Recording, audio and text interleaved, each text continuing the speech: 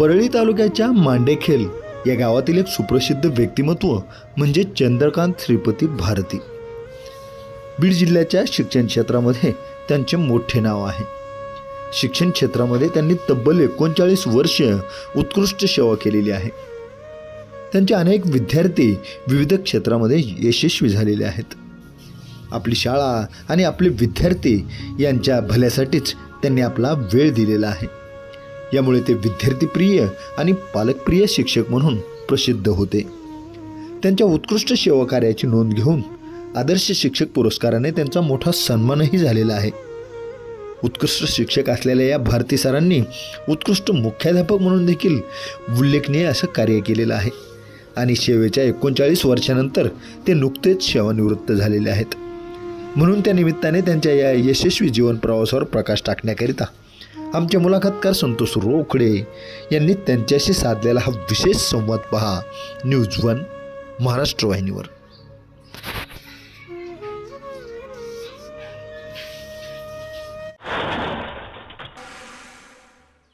मी चंद्रकांत श्रीपती भारती, मुक्काम मांडेखेल। तर मी या शिक्षण क्षेत्रामध्ये गेली 39 वर्ष कार्यरत होतो। आज या 31 जुलैला माझी सेवा पूर्ण होत आहे। तर या सेवेमध्ये मला माझे मित्र असतील, माझे गुरुजी असतील, माझे अधिकारी, तर या सर्वांचा मार्गदर्शन, त्यांची प्रेरणा घेऊन मी हे काम केलेलं आहे। तर मला विद्यार्थी दशेमधले माझे तोंडारे गुरुजी, अधिकारी जर म्हणताल तर सुधाकर कुलकर्णी, असे अधिकारी भेटले मला की ज्यांनी म्हणजे आणखीन काम करण्याची त्यांनी उर्मी दिली। तसेच मला बरेचसे अधिकारी माझे DEDला शिकवणारे होते, ते अधिकारी म्हणजे माझे गुरुजी नंतर अधिकारी या क्षेत्रामध्ये आले, तर त्यांचं बी मला मोलाचं मार्गदर्शन सहकार्य भेटलेलं आहे।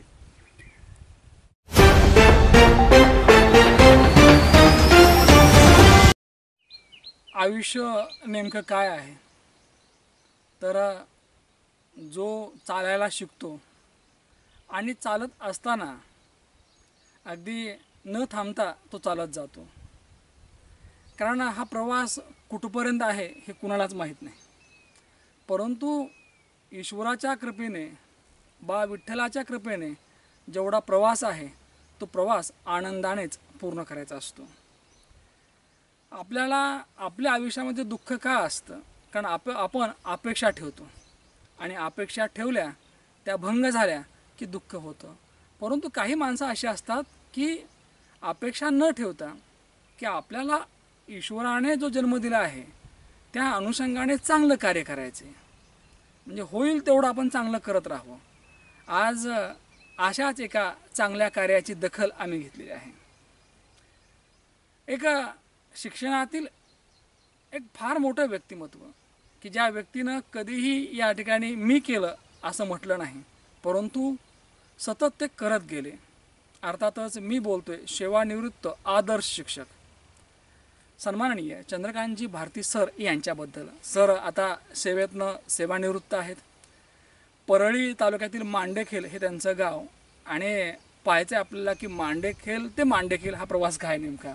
सर, मुलाखतनामा या महाराष्ट्रातील लोकप्रिय कार्यक्रमात तुमचं स्वागत। सुरुवात करूया अगदी पहिल्यापासूनच, नाही का। आज सेवेतनं निवृत्त झालात, फार मोठा कार्यक्रम झाला आणि लोकांनी तुम्हाला पुढील वाटचालीसाठी शुभेच्छा दिल्यात। सर, एक विचारावं असं वाटतं की मांडेखेल या गावात जे बालपण गेलं एका शेतकरी कुटुंबामध्ये, काय नेमकं कसं होतं बालपण, नेमकं बालपणीच्या नेमक्या काय आठवणी तुमच्या? नमस्कार। बालपणीच्या आठवणी सांगायचं जर म्हटलं तर सर, माझी जी मित्र कंपनी होती ही माझ्यापेक्षा फार म्हणजे मोठाले सिनियर होते ते, आणि सगळे मित्र कंपनी एक चांगल्या घरचे म्हणा किंवा शाळेमध्ये एक त्यांची चांगले म्हणजे गुणवंत विद्यार्थी होते। तर माझ्यासोबतचे किंवा माझ्यापेक्षा लहान मित्रांसोबत माझी मैत्री नव्हतीच, हे माझ्यापेक्षा फार मोठे होते। तर त्याच्यामुळं साहजिकच मला त्यांचं काही जे अनुभव आहेत, त्यांचे काही जे बोलणं होतं, त्यांच्या ज्या गप्पा असायच्या, तर त्याचा माझ्यावर परिणाम झाला. आणि एक आपण कुठंतरी बाबा चांगलं शिकलं पाहिजे, आपल्या घरची बेताची परिस्थिती आपण कुठंतरी काहीतरी केलं पाहिजे, हे मला नकळतं त्यांच्याकडून मला शिकायला मिळालं. आणि मी परिस्थितीची जाण ठेवून एक म्हणजे बऱ्यापैकी एक चांगला विद्यार्थी म्हणूनच मला प्रत्येक ठिकाणी ओळखलं गेलेलं आहे. असं म्हणतात की मिट्टी से जो प्यार करता है वो सक्सेस हो जाता है. मला असं वाटतं की या मांडेखेलच्या मातीनं तुम्हाला बरंच काही दिलं नाही का, कारण इथला जो तुमचा काही पूर्ण बालपणीचा जो प्रवास आहे तो वाखाणण्याजोगा आहे. सर एक विचार असं वाटतं की घरची परिस्थिती माणसाला बनवते. खरं तर आपण जशी परिस्थिती असेल तसं वागतो, तसं वर्तन ठेवतो. तसं एक विचार असं वाटतं की तुमचे वडील त्या काळामध्ये काय करायचे, वडिलांचा स्वभाव असेल किंवा आईचा स्वभाव असेल की ज्यांनी तुम्हाला एवढं चांगलं घडवलं. सर, घरची परिस्थिती बेताचीच होती. शेती वगैरे थोडी बऱ्यापैकी होती, परंतु त्या काळी काही मनावाशी उत्पन्न निघत नव्हते. आपलं घर भागायपुरतं परिस्थिती जेमतेम अशी होती. तर वडिलांचं जर सांगायचं म्हणलं तर माझ्या वडिलांचा स्वभाव फारच म्हणजे स्ट्रिक्ट आणि शिस्तीचा होता.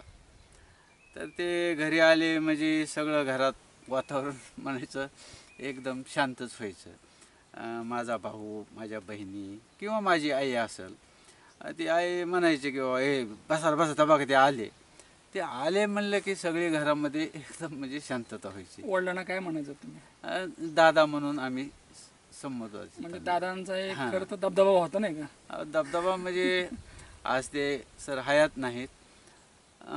इतक्या दिवसात आमची मान त्यांच्या पुढं कधीच वर झाली नाही. ते आत्तासुद्धा आम्हाला म्हणजे रागावून किंवा शिव्या देण्यापर्यंत त्यांची मजल, पण ते आम्ही कधीच त्यांना म्हणजे परत बोललेलो आम्हाला आठवत नाही. सर एक विचार असं वाटतं की जसं घरी वातावरण ठेवाल तसंच मुलं विचार करतात आणि त्याच मार्गाने जातात. तुम्ही आत्ता उल्लेख केला की दादांचा स्वभाव हा अगदी करारी होता, ते कडक शिस्तीचे होते. आणि मुळात काय होतं की त्या काळामध्ये माणसं गरीब होती नाही का, परंतु स्वाभिमानी होती. तर वडिलांकडनं कुठले कुठले तुम्हाला गुण घेता आले मग? त्यांच्याकडचं गुण म्हणजे आम्हाला त्यांची जी शिस्त होती ती माझी आणखीन कायम आहे. आणि त्याचा फायदा मला माझ्या म्हणजे खाजगी जीवनामध्ये असेल किंवा माझ्या शैक्षणिक जीवनामध्ये असेल तर मला निश्चितच झालेला आहे. आता मला माझे काही जे शेजारी पाजारी आहेत किंवा गावकरी मंडळी आहेत, तर मी सर आतापर्यंत मी स्वतः शेतात काम करतो. तर हे जे शेतात काम मी जे करतो का, तर ते शेतकरी असूनसुद्धा मला म्हणतात की आम्हाला तुमच्यासारखं काम येत नाही. तर हे मी 6वीपासून सर मी शेतामध्ये कामं केले, कारण वडिलांना सपोर्ट कोणीच नव्हता. तर मीच त्यांना मदत करू लागायचो. आणि ते काम करत असताना त्यांना म्हणजे साधारण काम कधीच पटलं नाही. तर थोडं लय जरी चुकलं तरी ते एकदम टोकाला जायचे. मग त्याचा असा परिणाम झाला की एकदम शेतातली कामं टापटीप आणि व्यवस्थितच झाली पाहिजेत. आणि आजपर्यंत सर मी ते जपून आहे. असं म्हणतात की कुळवाचा दांडा आणि पेन हे एकाच वेळी हातात बसत नाही. पण तुम्ही मात्र ही किमया पार पाडली.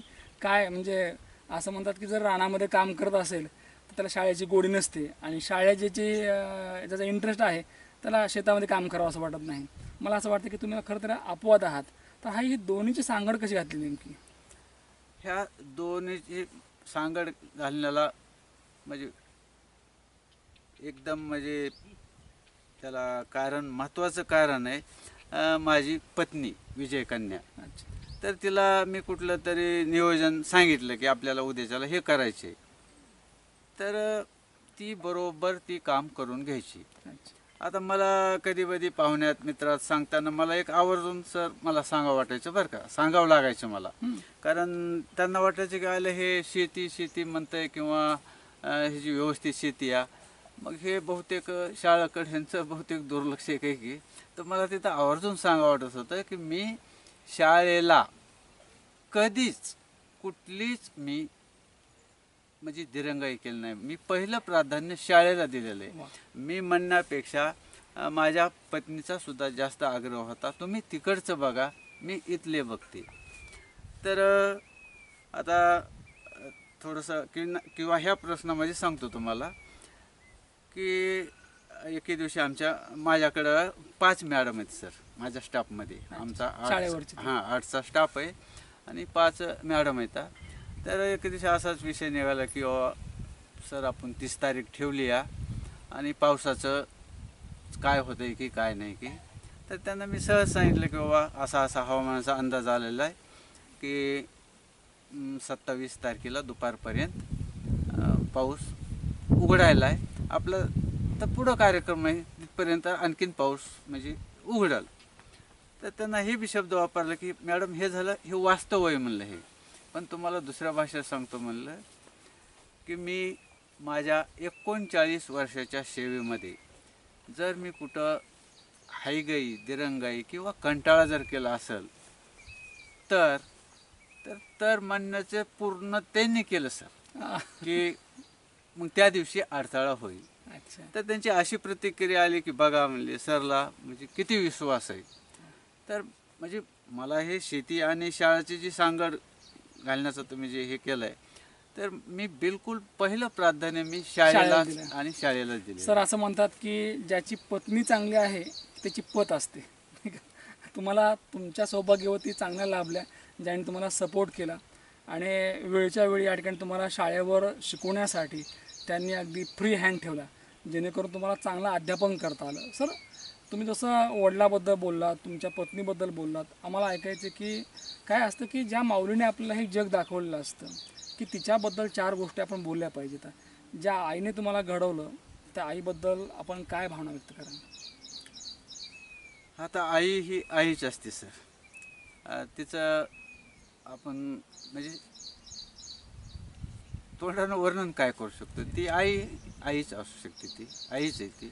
काही आम्हाला आठवणी सांगा की ज्या आठवणी कायम हृदयामध्ये राहिल्या खरं तर लहानपणीची. आता लहानपणीचं बघा आता काय आठवणार आहे. आता ती आईचं प्रेम हे आईचं प्रेमच असते सर. तिचं आपण तोंडानं. मग आता आई आणि वडील दोघं आहेत का? मग आता आई आहे, वडील नाही हयात नाही. बरं ठीक. सर शालेय जीवनामधली प्रगती कशी होती? कारण काय असतं की तुमचा तर काळ असा होता की नेमकं काय करायचं हे अगदी निश्चित नसायचं नाही का. गुरुजी जे सांगतील तसं लेकरं घडायची. तर तुमचा शाळेतला प्रोग्रेस कसा होता नेमका अभ्यासाच्या बाबतीमध्ये?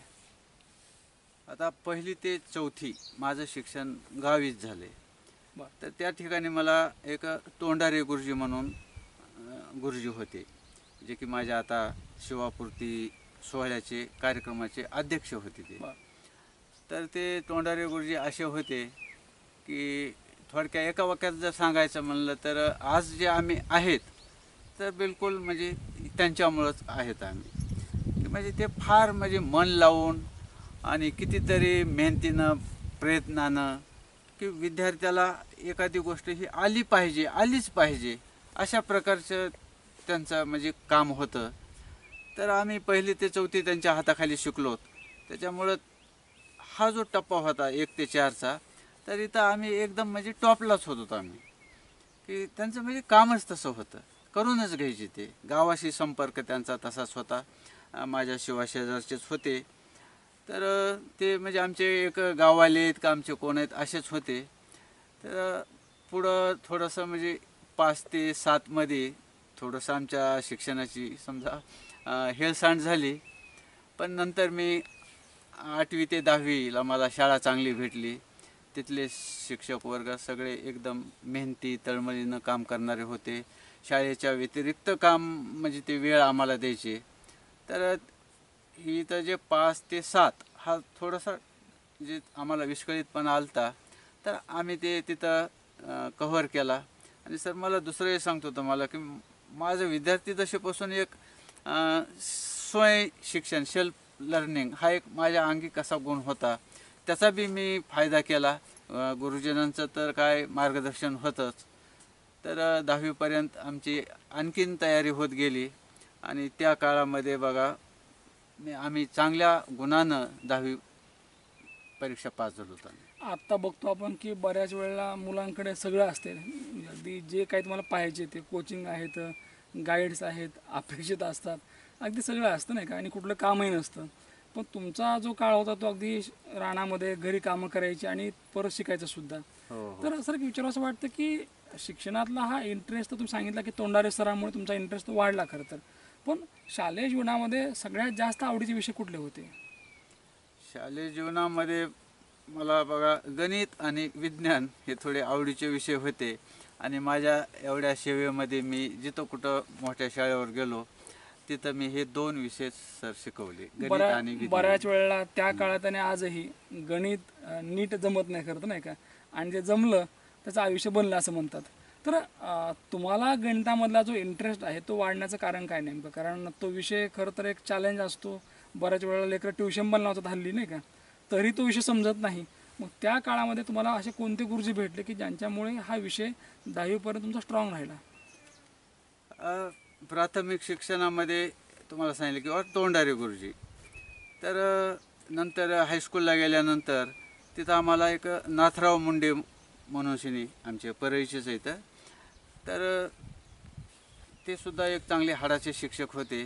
त्यांची म्हणजे गणित समजावून सांगण्याची पद्धती एकदम साधी, परंतु ते विद्यार्थ्यांच्या म्हणजे गळी उतरल अशीच होती आणि ते तयार करून घ्यायचे. तर त्याच्यामुळं गणिताची जी भीती होती म्हणता ही तर आम्हाला प्राथमिक स्तरापासूनच नव्हती. आणि तिथं उलट त्याच्यामध्ये वाढ झाली त्या विषयाच्या आवडीबाबत. तसंच विज्ञानला जर म्हणलं तर आम्हाला एक हरवले गुरुजी म्हणून होते, दत्तात्रय हरवले गुरुजी. सर त्यांनी जर शिकवलेलं म्हणजे लक्षपूर्वक जर ऐकलं तर घरी बघा आम्हाला पुस्तक वाचण्याची गरज वाटत नव्हती. अशा प्रकारे त्यांनी विज्ञान शिकवलं आणि त्यांच्यामुळं त्या विज्ञानाविषयी जी आवड निर्माण झाली. तर ते कारण आहे की ते फार म्हणजे एकदा शिकवलं की मला असं वाटतं की टीचिंग एक आर्ट आहे खरं तर, कला आहे ती. आणि सर. ज्याला हे अवगत आहे हे स्किल, त्याचे विद्यार्थी घडलेले असतात नाही का. सर शिक्षक होणं हे अगदी पहिल्यापासूनच डोक्यात होतं का नंतर मग काय ॲक्सिडेंट झालं? हे सर काही आमच्या म्हणजे परिस्थितीमुळे हे झालं. अच्छा. मला पुढं शिकण्याची इच्छा होती मला, कारण माझ्या शाळेमध्ये 200-250 मुलं होते माझ्या वर्गामध्ये. तर त्यांच्यामध्ये आम्ही म्हणजे टॉपला होत होतो आम्ही. तर माझे मगाशी सांगितल्याप्रमाणे जे सिनियर माझे मित्र होते ते उच्च शिक्षित झाले होते, BSc MSc आग्री वगैरे असे त्यांनी शिक्षण घेतलेले होते. तर त्यांचं बघून मलासुद्धा वाटायचं की आपण बी एक उच्च शिक्षण घ्यावं. पण ते घरची परिस्थिती जी बेताची होती त्याच्यामुळं घरी आईला वडिलाला वाटायचं किंवा आपल्याला कुठेतरी लवकर शॉर्टकट मारावा, जॉब मिळावा की जेणेकरून आपलं म्हणजे परिस्थिती आपली सुधरल. तर मला पुढं इच्छा असतानासुद्धा मी D.Edला गेलो. मग आमचे गुरुजीचं नाव जे घेतलं तोंडारे गुरुजी, त्यांनी बी सल्ला दिला की बाबा ह्याला D.Edच करू द्या. आणि मी D.Edला गेलो. मला D.Edला 6 महिने सर मला तिथं म्हणजे मन लागलं नाही, कारण तिथली ती जी भाषा आहे त्याविषयी जे आम्हाला होते ती फार भाषेचा स्तर हे म्हणजे कठीण किंवा विषय वेगळा होता.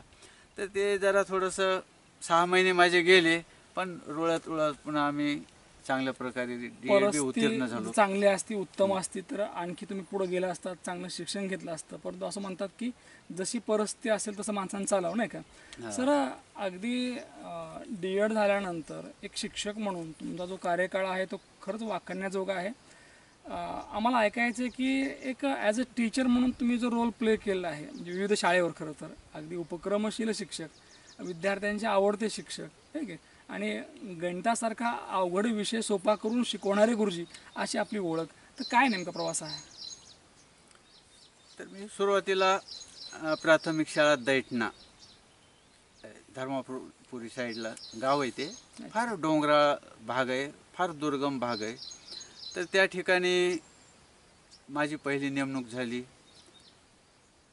तर जाण्या येण्याला काही कुठले साधनं नव्हते.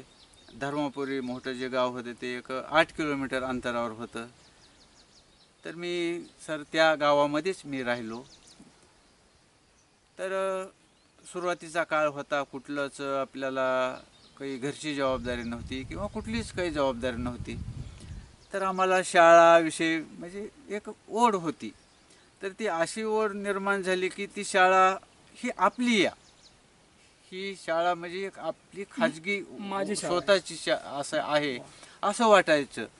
तर तसं वाटण्यामुळं ते आम्हाला मग आम्ही ते शाळेचं वेळेचं बंधन किंवा ते आम्हाला कुठलंच काही नव्हतं. घरी मी मुलं घेऊन बसायचो, कारण मी तिथंच राहत होतो ना, मुख्यालयीच देटण्यामध्येच. दैठण्यामध्येच. तर त्यांनी मग माझ्या आवडीप्रमाणे मला तिथल्या मुख्याध्यापकाने हे 2 विषय दिले. स्टाफ कमी होता, 3री ते 7वीपर्यंतचं गणित आणि 3री ते 7वीपर्यंतचं विज्ञान माझ्याकडे दिलं. तर हे गणिताविषयी जर सांगायचं म्हणलं तर सर मला 2 वर्ष थोडं काम करावं लागलं मला.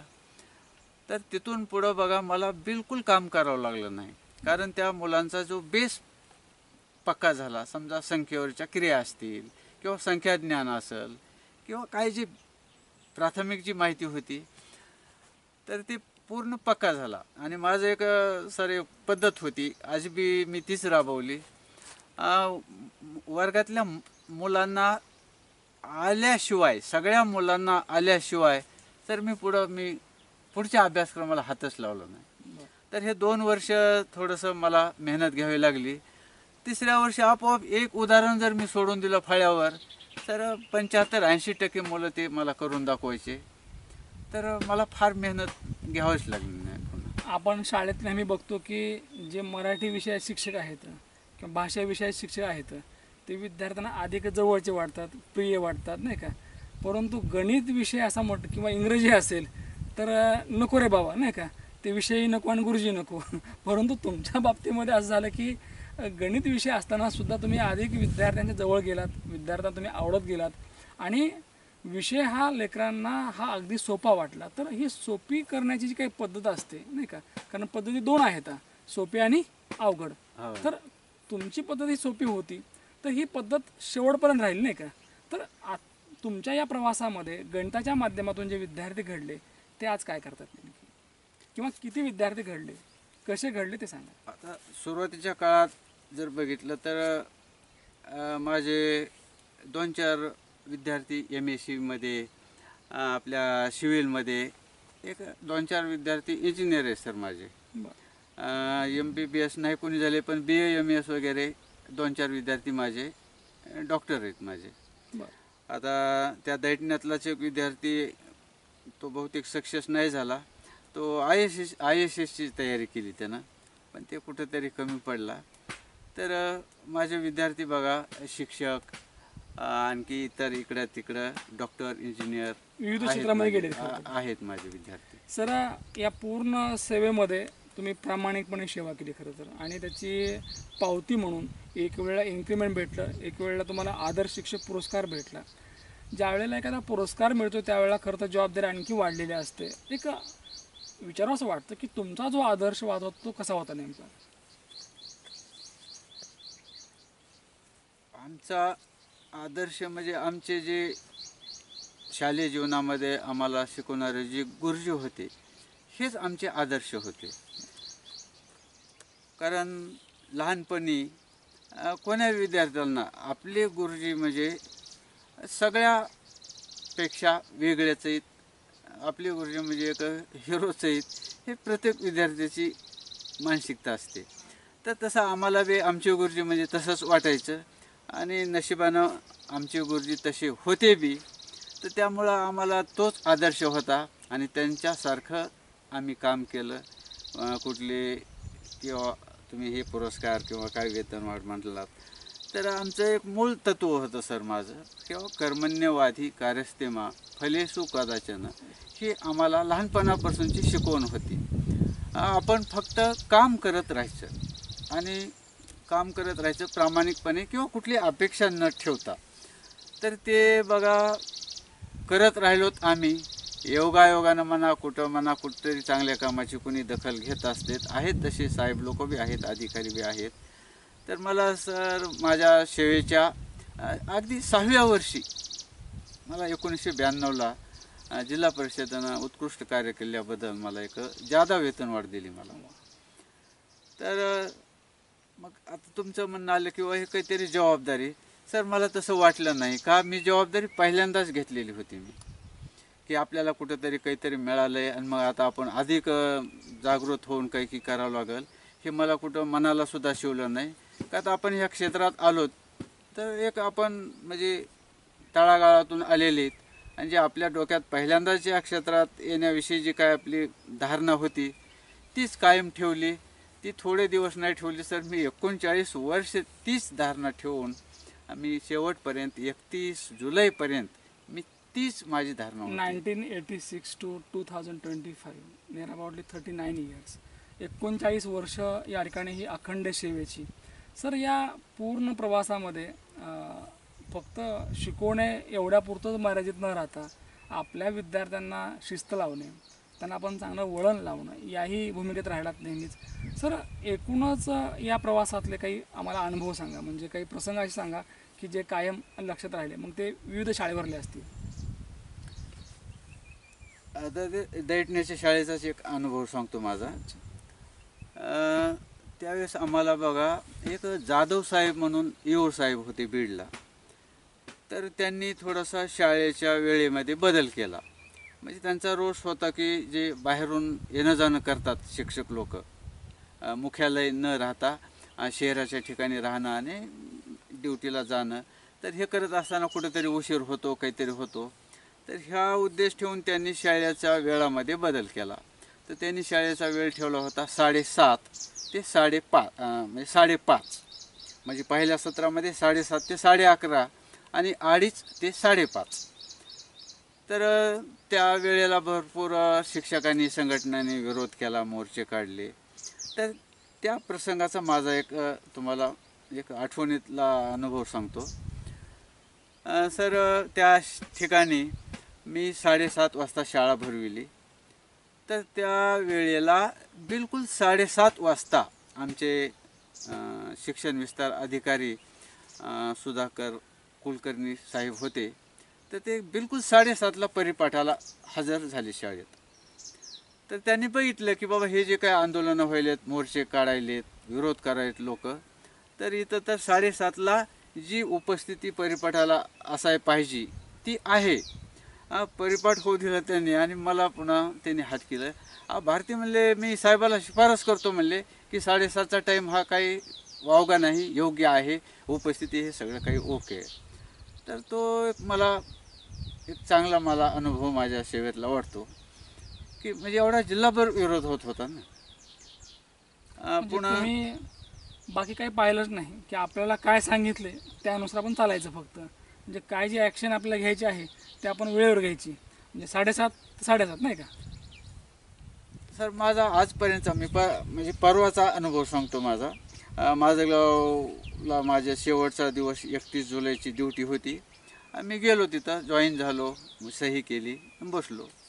तर मला BO साहेबांनी हात केलं की म्हणले बाबा तुम्हाला एक 10-15 मिनिट वेळ आहे का. म्हणजे ठीक आहे म्हणलं सर. ते त्यांचं काहीतरी काम आटपलं आणि मला म्हणले सर तुम्ही उद्या या म्हणले इकडं. ठीक आहे सर म्हणलं, तुम्ही म्हणल्यास येतो म्हणलं. नाही म्हणले, आदेश नाही म्हणले, विनंती. मग त्यांनी त्याचा खुलासा केला किंवा माझी बैठक आहे, तालुक्यातले सगळे लोक येले तर डाएटचे कोणतरी देशमुख सर येले तर आणि त्या सर्वांसोबत मला तुम्हाला निरोप द्यायचा आहे. आता इथं मला ह्याचं सांगायचं आहे की साहेबांचं फक्त म्हणणं आलं की तुम्ही उद्या या. मी कुठलाच विचार न करता येतो सर म्हणलं. ही मी सर आयुष्यभर मी हेच केलेलं आहे. मी खोलात गेलो नाही. मी काय त्याचं कसं काय की मी ते गेलोच नाही. मी आपलं काम करणे बस, वरिष्ठांचा जो आदेश आहे ते बिलकुल. सर या ठिकाणी शेवटची शाळा तुमची म्हणजे नागपिंपरी नाही का. हो. आणि ॲज अ मुख्याध्यापक म्हणून तुम्ही तिथून रिटायर झालात. हो. सर एक विचार असं वाटतं की आता ज्या वेळेला आपण सेवेतनं बाहेर पडतो, सेवा कुठे थांबते, कारण हा प्रवास कुठे थांबणार असतो, टप्पे आहेत नाही का, प्रत्येक टप्प्याला थांबायचं आहे. आता सेवानिवृत्त आहेत, तर मनात काय चाललंय नेमकं आता. कारण दररोजची सवय लागली होती 10 ते 4 4:30 पर्यंत. हा तर आता हे घड्याळ थांबले कुठतरी आता. हे थांबलं आहे. कालचा थोडासा मी माझा अनुभव शेअर करतो. मला म्हणजे आता माझा जो स्टाफ आहे हा नवीन आहे. त्यांनी ह्या कार्यालयीन कामामध्ये काही तेवढं दखल घेतली नव्हती आणि मी माझा स्वभाव तर एकंदरीत तुम्हाला समजला आहे की आपलं करीत राहायचं, ओढत राहायचं. बस. तर आता हे काही जे मासिक टप्पे असतात ते काहीतरी करण्यासाठी मी काल नागपिंपरीला गेलो. मी काल हाफ डे होता, दुपारपर्यंत शाळा समजा मी ती केली. तर माझ्या घरून सुद्धा माझी सून, माझी पत्नी मी निघाल्यास माझा डब्बा भरीत होते. तर मी त्यांना सांगितलं की बाबा आज मला दुपारपर्यंत शाळा करायची आहे, मला दुपारी ते परत तुमचं नाव सांगितलं की ते येणार आहे, तर मला दुपारी परत यायचं आहे. मला हाफ डे हे वगैरे काही माहीत नव्हतं, कालचं वार हे माहीत नव्हतं मला. अच्छा. तर मग मी माझ्या निर्डे सरांना फोन केला, माझे सहकारी, की बाबा निघालाव का? तर म्हणले मी आलो शाळेवर. अरे म्हणले एवढ्या लवकर? म्हणले आज हाफ डे आहे की म्हणले. तर ह्या दोन्ही कारणानं मी समजा डब्बा नेला नाही, म्हणजे एक तुम्ही येणार आहेत म्हणून आणि हाफ डे म्हणून ते. तर मला ते शाळेवर गेल्याच मॅडम म्हणल्या की त्यांनी ते कुठंतरी भावना व्यक्त केली की आता तो डब्बा दिसणार नाही, बाटली दिसणार नाही. तर ती बाटली दिसली माझ्या हातात. तर त्यांनी गेल्याच हट केलं की बाबा बाटली आली म्हणले. म्हणलं डब्बासुद्धा येणार होता पण ते आज हाफ डे आहे म्हणून आणला नाही म्हणलं. तर मी काल गेलो, त्यांचे जे काय कामं होते करून दिले. सर माझे अख्ख्या सेवेमध्ये माझ्या स्टाफसोबत माझे कोणाचेच मतभेद झाले नाहीत. स्टाफमध्येच नाही, माझ्या सेवेमध्येच नाही सर, माझ्या विद्यार्थी दशेमध्ये बी माझे कोणाच वर्ग मित्रासोबत किंवा कोणासोबत माझे मतभेद झाले नाही. वा. आपला स्वभाव चांगला असेल तर आपण सगळ्याबरोबर ॲडजस्ट करून घेतो नाही का? ते आहे. आजकाल थोडेसे ही तरुण पिढी म्हणा किंवा नंतरच्या पिढीतले जे लोक आहेत, थोडंसं कामाला बगल द्यावायची अशी त्यांची मानसिकता आहे. तर आपण ते काय करायचे की थोडं समजून घेणे, दुर्लक्ष करणे. मग आता माझ्या निरोपाच्या ह्याच्यात मी सांगितलं की बाबा बारीक सारीक गोष्टी डोक्यात ठेवू नका, विसरून जा, माफ करायला शिका, काही अडचण येणार नाही. जैसे ज्याचे कर्म फळ देई ईश्वर. कारण या जगामध्ये बाकी काही आहे का नाही माहीत नाही, परंतु जर शाश्वत काय असेल तर ते आपलं कर्म आहे. आणि कर्माची ही जी चैन आहे ही कंटिन्यू सुरू असते. कारण किती देव आहेत याहीपेक्षा कोणीतरी एक आहे जो मला बघतोय, हे खूप महत्त्वाचं असतं. आपण बऱ्याच वेळा सांगतो की एवढे देव आहेत, तेवढे देव आहेत, पण याहीपेक्षा पुढं जाऊया आपण. आणि कोणीतरी एक आहे की जो मला सतत पाहतोय, जो माझ्याकडे त्याचं लक्ष आहे. कारण वर्गामध्ये गेल्यानंतर गुरुजींचं विद्यार्थ्यांकडे लक्ष असतं, घरी आल्यानंतर आईवडिलांचं लक्ष असतं. तसं आपणसुद्धा सदैव एक विद्यार्थी असतो आणि तो जो मुख्याध्यापक आहे, तो जो गुरुजी आहे, तो म्हणजे देव आहे जो आपल्याकडे नेहमी पाहतो. आणि ही जाणीव या ठिकाणी भारती सरांनी कायम ठेवली की कुणाशी भांडण्यापेक्षा, कुणाशी झगडण्यापेक्षा, कुणाबद्दल काहीतरी बोलण्यापेक्षा आपण चांगलं असावं, आपण चांगलं वागावं. कारण आपल्या हातामध्ये काय आहे तर चांगलं वागणं आहे. आणि असं म्हणतात की ज्या हाताने आपण शेण गोळा करतो त्या हातांना वाससुद्धा शेणाचा येतो. जर त्याच हाताने आपण जर फुलं गोळा केली तर वाससुद्धा फुलांचा येतो. हात आपले आहेत, गोळा काय करायचं आपण ठरवायचं. निश्चितपणे हे ज्याला समजलं त्याचं आयुष्य खऱ्या अर्थानं सत्कारणी लागलेलं असतं. सर, या क्षणी मी एवढंच म्हणेन की तुम्हाला तुमचं पुढचं आयुष्य खूप सुखाचं, समाधानाचं, आरोग्यात जावं आणि जे काही संकल्प तुमचे आहेत तेही पूर्ण व्हावेत यासाठी खूप खूप शुभेच्छा. निश्चितच या ठिकाणी आदर्श गुरुजी, मी शिक्षक सर असं म्हणणार नाही, आदर्श गुरुजी सन्माननीय भारती सर यांच्या जीवन कार्यावर टाकलेला प्रकाश प्रेक्षकांना आवडला असेल. परत भेटूया पुढच्या मुलाखतीमध्ये. तोपर्यंत पाहत रहा न्यूज 1 महाराष्ट्र चॅनल. धन्यवाद.